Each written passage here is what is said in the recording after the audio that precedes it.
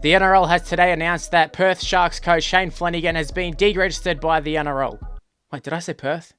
Oh shit, I'm getting ahead of myself. Whoops, my bad.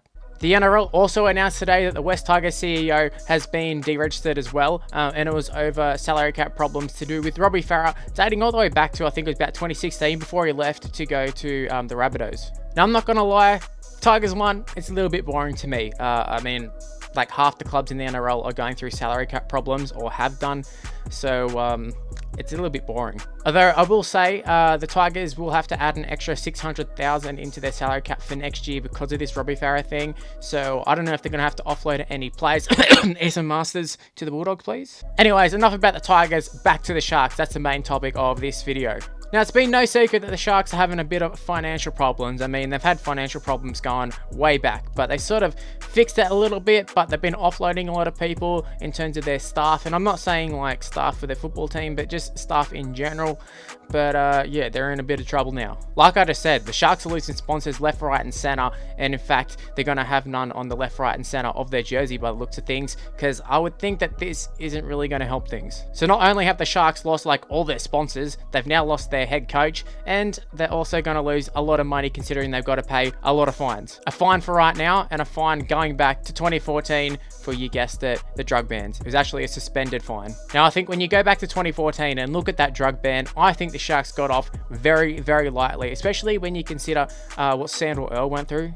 Shandor Earl, I should say. The players got like 6 weeks and a majority of them were injured anyways, and Shane Flanagan, all he had to do was sit out 1 year.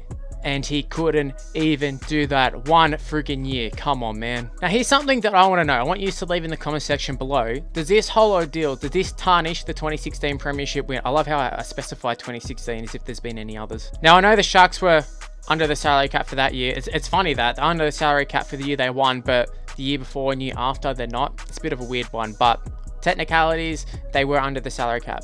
And at that point, Flanagan has served his suspension. So does it tarnish it? Leave in the comment section below. In my opinion, it does, because I know technically they haven't really done anything wrong, but there's still going to be a lot of question marks, especially if this salary cap stuff happens where they do get found out for 2015 and 2017, as well as Flanagan. He was there. I know he wasn't suspended, but he was doing stuff in the lead up to it, which would have played a part in the years later, because they were saying he was helping with recruitment and stuff like that. So I don't know. It's all a bit dodgy from the Sharks. Now, one thing I do want to mention is that I do feel really sorry for the Sharks fans. Obviously, they're a very passionate fan base. They're actually a pretty good fan base.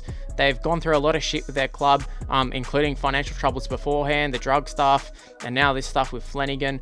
And the fact that they hadn't won a premiership ever, and then now this one that they've won may be going to be tarnished. I know for them it probably won't really matter, but for the rest of the NRL it might be a little bit tarnished, so I do feel for them.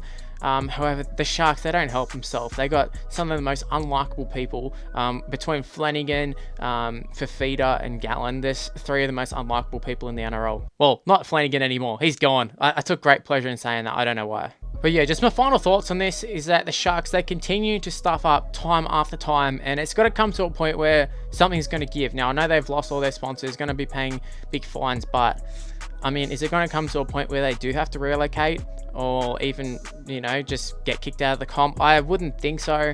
I'd hate to see the Shire lose their team. I think Cronulla Sharks should just be Cronulla Sharks. I'd hate to see them actually become like Perth Sharks or whatever. I know it's a bit of a joke at the moment, but it'd just be weird to me. But I mean, if they haven't got any money, maybe the NRL can come in and save them. I don't know, but they just need to cut the crap out and stop stuffing up. Righto guys, that's my 2 cents on the matter. Make sure you leave in the comment section below your thoughts on this whole ordeal. If you did happen to enjoy the video, also make sure you go ahead and leave a like and subscribe to the channel if you're new around here. Also, my social media is on the screen now. Instagram and Twitter is Mr. Luke YT. Facebook is also on the screen as well. So yeah, that's my thoughts on it. Hopefully you did enjoy it. I'll see you in the next video. Bye guys.